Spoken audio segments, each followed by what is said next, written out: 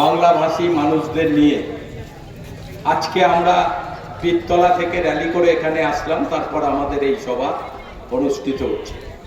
সবাই ইতিমধ্যে আমাদের অনেক সম্মানীয় কাউন্সিলররা বক্তব্য রেখেছেন।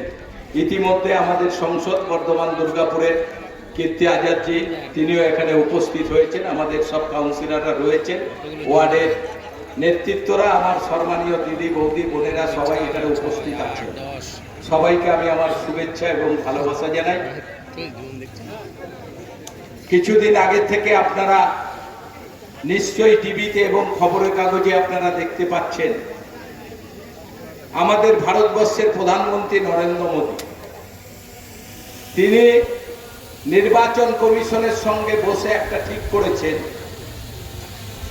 যারা বাংলাভাষী মানুষ, যারা বাংলায় কথা বলে, তাদের তিনি সবাইকে বাংলাদেশি বলে চিহ্নিত করে তাদের বাংলাদেশে পাঠাবার ব্যবস্থা করছে। এটা অনেক দিন করেই করেছিল। এনআরসি চালু করবে বলে অনেক সময় এনআরসি বন্ধ হয়ে গেছিল, আপনারা জানেন। এবার নির্বাচন কমিশনকে সামনে রেখে 2002 সালের একটা ভোটার লিস্ট বার করেছে পরশুদিন।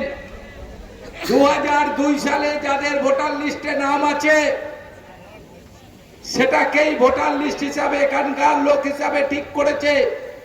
2002 সালের ভোটার লিস্টের পর যাদের নাম আছে তাদের নতুন করে সব বাড়ি বাড়ি ঘুরে তাদের চিহ্নিত করবে তারা বাংলাদেশ থেকে এসেছেন কিনা। আপনারা বলুন তো, 2002 সাল, আজকে 25 সাল, 23 বছর আগের ব্যাপার। যারা 23 বছর আগে বিভিন্ন জায়গা থেকে আমাদের এখানে বসবাস করছেন তাদের ভোটার লিস্ট থেকে নাম বাদ দেওয়ার চক্রান্ত করছেন। যেহেতু 2026 সালে বিধানসভা, বিভিন্ন রাজ্যে ভোটার লিস্ট থেকে নাম বাদ দিয়ে বিজেপি ক্ষমতায় আসতে চাইছে। কদিন পর বিহারের নির্বাচন, 65 লক্ষ মানুষের নাম বাদ দেওয়া হয়েছে। আজকে সেই চিন্তা ভাবনা করেছে বাংলাকে দখল করার জন্য। যারা বাংলাভাষী মানুষ, যারা বাংলায় কথা বলেন, বিজেপি শাসিত রাজ্যগুলোতে তাদের উপর অত্যাচার করা হচ্ছে। ইতিমধ্যে অনেক লোক মারা গেছে। আমাদের এখন বাংলার মানুষের এমন পরিস্থিতি হয়েছে, যারা বাইরের রাজ্যে কাজ করতে যান, যারা রাজমিস্ত্রির কাজ করেন, সোনার দোকানে কাজ করেন, সেন্টারিং এর কাজ করার জন্য ভারতবর্ষের বিভিন্ন রাজ্যে যারা কাজ করছেন, সেই বিজেপি শাসিত রাজ্যগুলো থেকে আমাদের এই বাংলাভাষী মানুষরা পালিয়ে আসছে। মানে একদম করোনার মতো অবস্থা। যখন করোনা হয়েছিল আপনারা দেখেছিলেন, বাইরে যারা রয়েছে রাজ্যে তারা পালিয়ে আসছে, একসঙ্গে বাস ভাড়া করছে, কেউ ট্রেনে আসছে, কেউ প্লেনে আসছে, পালিয়ে আসার মতো। আর আজকে গোটা ভারতবর্ষে বিজেপি শাসিত রাজ্যে সেই একই অবস্থা হচ্ছে। যারা বাংলা ভাষায় কথা বলেন তারা লুকিয়ে আছে, তারা পালিয়ে আছে, তাদের ওপর অত্যাচার হচ্ছে। বহু লোক ইতিমধ্যে মারা গেছে, বহু মানুষ আছেন তাদের কাগজপত্র নাই। এখন যদি কেউ বলা হয় নরেন্দ্র মোদীর জন্ম কোথায় ছিল, তার মা বাবার কোথায়, সেই কাগজ কেউ দেখাতে পারবে? আপনি বলুন তো, এখন যে বার্থ সার্টিফিকেট হয়, এই বার্থ সার্টিফিকেট আজ থেকে 20 বছর আগে হতো। তাহলে তারা কি প্রমাণ দেখাবে যে আমি বাংলার মানুষ, আমার এখানেই জন্ম হয়েছে? কি প্রমাণ দেখাবে? কোনো প্রমাণ দেখানো যাবে না।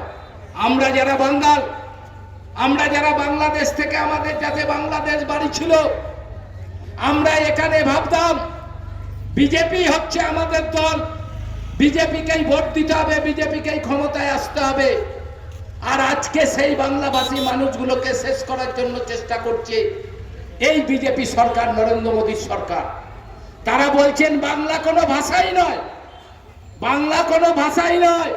ওই অমিত শাহ বলছেন বাংলা কোনো ভাষাই নয়। আরে বিদ্যাসাগরকে, রবীন্দ্রনাথ ঠাকুরকে, নেতাজি সুভাষচন্দ্র বসুকে, চিত্তরঞ্জন দাসকে, কাজী নজরুল ইসলাম, কারা কারা এরা?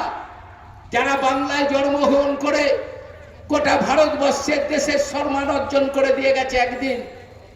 এই মানুষগুলো এই রাজ্যে জন্মগ্রহণ করেছে। আর আজকে যদি বলতে হয় যে বাংলা ভাষা কোনো ভাষাই নয়, বাংলা ভাষায় কথা বললেই তাকে বাংলাদেশে পাঠিয়ে দেওয়া হবে, সে বাংলাদেশ থেকে আসছে, কি অবস্থা হবে আপনি বলুন তো। 2 সালের ভোটার লিস্ট দেখে কদিন পরেই আপনারা দেখবেন নির্বাচন কমিশনের লোকরা বাড়ি বাড়ি আসবে। যাদের 2002 সালের পর ভোটার লিস্টে নাম উঠেছে তাদের প্রমাণ দিতে হবে যে আপনি বাংলায় থাকেন, বাংলায় আপনার জন্মগ্রহণ হয়েছে, সেই প্রমাণ দিতে হবে। আর এই নরেন্দ্র মোদী সরকার আজকে এই কাজ করছে। গোটা বাংলা জুড়ে আমাদের মাননীয় মুখ্যমন্ত্রী, আমাদের নেতা অভিষেক বন্দ্যোপাধ্যায় সারা রাজ্য জুড়ে মানুষকে একসঙ্গে নিয়ে লড়াই করার চেষ্টা করছে যে আইন আমরা মানব না, এই আইনকে আমাদের মানতে দেওয়া যাবে না। কারণ ইতিমধ্যে বহু লোকের নাম বিভিন্ন রাজ্যে বাদ দিয়ে দেওয়া হচ্ছে। আজকে আসামে কি অবস্থা করেছে, এখানে যদি আসামের কোনো আত্মীয় স্বজন থাকেন আপনারা ফোন করে দেখুন কত মানুষ আসামে আজকে আমাদের যারা বাংলাভাষী মানুষরা আজকে তাদের ভোটার লিস্টে নাম নাই, সব বাদ দিয়ে দিয়েছে। এর বিরুদ্ধে আমাদের লড়তে হবে। এ লড়াই আমাদের এখন ভোটের লড়াই নয়, এ লড়াই বাংলার মানুষকে, বাংলাভাষী মানুষকে এক জায়গায় করে যে বিজেপি আমাদের বিরুদ্ধে এই চক্রান্ত করছে বাংলাভাষী মানুষদের, তাদের বিরুদ্ধে আমাদের সবাইকে এক হতে হবে। সেই কাজই তো আমাদের করতে হবে। আমরা কেন বাংলাভাষী মানুষরা, আমি আমার বউকে কালকে বলেছিলাম তোমার হাঁটু ব্যথা করে, চলো একবার ভেলোর থেকে ঘুরে আসি। আমার বউ বলছে না, এখন ভেলোরে যাব না, বাংলা ভাষায় কথা বলবো। ওখানে যদি তখন আমাদের উপর অত্যাচার হয়, কি অবস্থা আপনি বলুন। তার গাড়িতে খবর এসলো কলকাতার 114 নম্বর ওয়ার্ডের একজন মানুষ 15 দিন ধরে ভুগছিলেন, তাদের কোনো কাগজ নাই, তাদের কোনো কাগজ নাই। তাহলে আমাদের কি হবে? আমাদের কি তাহলে বাংলাদেশে চলে যেতে হবে? 15 দিন পর টেনশনে করতে করতে আমরা সেদিন গেছি। তারপর তার বউ অরূপদাকে ফোন করছে, তার স্বামী গলায় দড়ি দিয়ে দিয়েছে, টেনশনে গলায় দড়ি দিয়ে দিয়েছে যে আমাদের আবার বাংলাদেশ যেতে হবে নাকি, টেনশনে গলায় দড়ি দিয়েছে। এই তো বিজেপি সরকার। আমরা যারা বিজেপিদের ভোট দিই, আমরা ভাবি যারা বিজেপি আমাদের কথা ভাববে, আর বিজেপি আজকে গোটা বাংলাকে শেষ করার চক্রান্ত করছে। বাংলার মানুষকে ভালো রাখতে দেওয়া যাবে না। বাংলাকে যদি জব্দ করতে হয়, ক্ষমতায় যদি আসতে হয়, তাহলে সমস্ত অর্থনৈতিক টাকা বন্ধ করে দিতে হবে। বেআইনি ভাবে সব বন্ধ করে দিয়েছে। আমাদের সংসদ আছে, দিল্লিতে তারা লড়াই করছে, তিনি বক্তব্য রাখবেন কিভাবে বাংলাকে বঞ্চিত করা হচ্ছে। আর আমি এখানে যারা বিজেপির বন্ধুরা আছেন তাদের বলতে চাই, আপনারা এখানে আছেন, বিজেপির কোন লোক যদি বিজেপির হয়ে এখানে প্রচার করে, তাকে ঘরে বসিয়ে চা খাইয়ে আগে তাকে জিজ্ঞাসা করুন, ভাই আমার ভোটার লিস্টের নামটা বাদ যাবে না তো? এই কথাটা তুমি আগে বলো, এই কথাটা তুমি বলো যে আমরা ভোট দিতে পারবো। আমরা 2002 সালের ভোটার লিস্টে নাম না থাকলে, আমাদের নাম যদি বাদ যায়, তাহলে আমরা তো ভোট দিতে পারবো না। তুমি কিসের বিজেপির প্রচার করছো? তুমি আগে আমাদের কথা বলো। তোমাদের কথা শুনে তো আমরা অনেক ভোট দিয়েছি, অনেকবার অনেক ভোট দিয়েছি। আর আজকে বাংলার মানুষকে যারা পরে এসেছেন, যারা বিভিন্নভাবে বসবাস করছেন, তাদের বিতাড়িত করার চেষ্টা করছেন এই বিজেপি সরকার। সেটা নিয়েই আজকে আমাদের লড়াই। আমরা শহরের বিভিন্ন জায়গায় আপনারা দেখছেন আমরা সভা সমিতি করছি, কারণ আমাদের রাজ্যের মাননীয় মুখ্যমন্ত্রী বলেছেন শনিবার এবং রবিবার দুদিন আমাদের এইভাবে সভা করার জন্য। কারণ এখন পাড়ার সমাধান, পাড়ায় পাড়ার মিটিং, পাড়ার সমাধান চলছে, আপনারা জানেন। তাই শনি রবিবার আমাদের মিটিং করতে বলেছে। আমরা তাই আজকে 4টে ওয়ার্ডে আমাদের দলীয় কর্মী ছাড়া সাধারণ মানুষকে আমরা সামিল করতে চাই। সবাইকে তৃণমূল করতে হবে তা নয়। এ লড়াই আমাদের বাঁচার লড়াই। এ লড়াই আমাদের সবাইকে এক হতে হবে, যাতে বাংলার মানুষ একটা মানুষের ভোটার লিস্ট থেকে নাম না বাদ দেয়। সেই চেষ্টা আমাদের সবাইকে রুখে দাঁড়িয়ে করতে হবে এই বিজেপি সরকারের, এই কেন্দ্রীয় সরকারের বিরুদ্ধে। নির্বাচন কমিশনকে হাতে নিয়ে আজকে নির্বাচন কমিশনকে যা বলছে তাই করছে। এর আগে বলছিল 2014 সাল পর্যন্ত যাদের নাম আছে তাদেরটা ইনকোয়ারি হবে না, পরেরটা ইনকোয়ারি হবে। আর এখন ঘোষণা করে দিল 2002 সাল ভোটার লিস্ট বেরিয়ে গেছে। আমাদের সভাপতি আছে, তাকেও ভোটার লিস্ট তুলতে হচ্ছে 2002 সালে। যে কোন কোন লোকের 2002 সালের ভোটার লিস্টে নাম নাই, বাদ বাকি যে লোকের নাম আছে তাদের কি কাগজপত্র আছে আমাদের প্রমাণ জোগাড় করে রাখতে হবে, নাহলে ভোটার লিস্ট থেকে নাম বাদ যাবে। তারা সেই চিন্তা করছে। আমাদের আবেদন, আমাদের এই নীলপুরের সব এলাকার মানুষ, আমরা অধিকাংশ বাংলার মানুষ যারা আমরা এখানে বসবাস করি, আমাদের সবাইকে একজোট হতে হবে। এই কেন্দ্রীয় সরকারের বিরুদ্ধে যারা এতদিন বিজেপিকে ভোট দিয়ে আসছেন তাদের এবার মুখ ঘুরে দাঁড়াতে হবে। ওই বিজেপি নেতা এখনো যারা যারা আছে তাদের জিজ্ঞাসা করতে হবে, তোমরা কি দিয়েছো বাংলার মানুষকে? আমরা লোকসভায় ভোট দিয়েছি, বিধানসভায় ভোট দিয়েছি, আমরা কি পেয়েছি? বাংলার মানুষ, বাংলার মানুষের পাশে আছে আমাদের মাননীয় মুখ্যমন্ত্রী মমতা বন্দ্যোপাধ্যায়। তিনিই তো বাংলার মানুষকে ভালো রাখার জন্য চেষ্টা করছেন, আর তো কেউ করছেন, আর কেউ করছেন না। শুধু মাননীয় মুখ্যমন্ত্রী বাংলার মানুষ যাতে ভালো থাকে তার চেষ্টা করছে। তাই আপনাদের কাছে আমাদের আবেদন, রাজনীতি নয়, কে তৃণমূল, কে সিপিএম, কে বিজেপি নয়, এ লড়াই আমাদের বাঁচার লড়াই। এ লড়াই পার্টির ব্যানার বাদ দিয়ে আমাদের লড়তে হবে যে একটা লোকের নাম ভোটার লিস্ট থেকে বাদ দেওয়া যাবে না। সেই লড়াই আমাদের সবাইকে সামিল হতে হবে। আপনারা সবাই সামিল হবেন।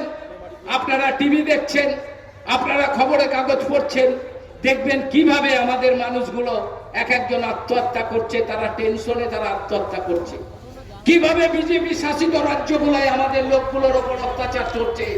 যারা কাজ করতে গেছিল তারা সব পালিয়ে আসছে, তারা করোনার মতো পালিয়ে আসছে ভয়ে। সেসব জায়গায় বাংলা ভাষায় কথা বললেই তাদের অন্য জায়গায় অন্ধকারের মধ্যে ঢুকিয়ে নিয়ে তাদের বেদারাক্কা মারধর করছে।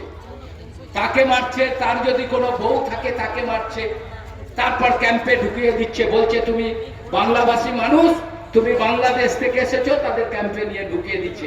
এই অত্যাচার সহ্য করা যায় না।